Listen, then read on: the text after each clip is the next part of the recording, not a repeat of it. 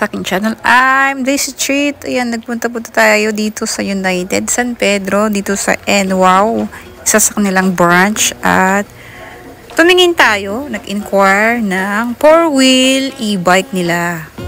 Ayan. Ang ganda talaga nung para talagang kotse yung ilaw. At ito si ate.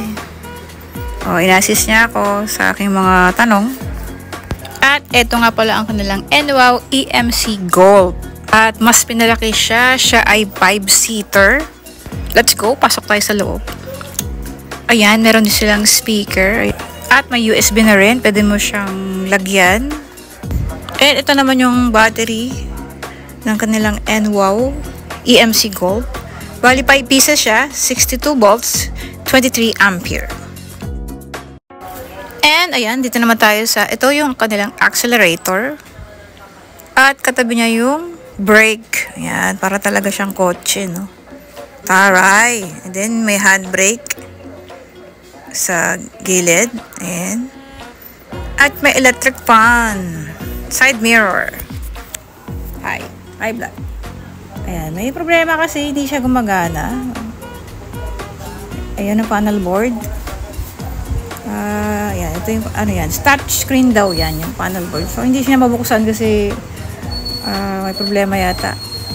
At ito naman yung ibang kulay niya. Sabi ni Taylor ay maroon daw to, pero mukhang red siya, diba? So, ayan. She's trying to open the electric one, pero ayaw talaga mag-operate eh. Siguro kailangan pang switch siya sa battery. Ayan, umandar yung panel board. She's trying to start pa rin. Ayan, umandar naman yung wiper. Yung wiper niya is dito sa gilid ng manibela. Ayan. Kakaiba siya kasi nasa baba siya, no? Usually, di ba, nasa taas ang wiper ng kotse. Pero this time, nasa baba. Sobrang laki niya.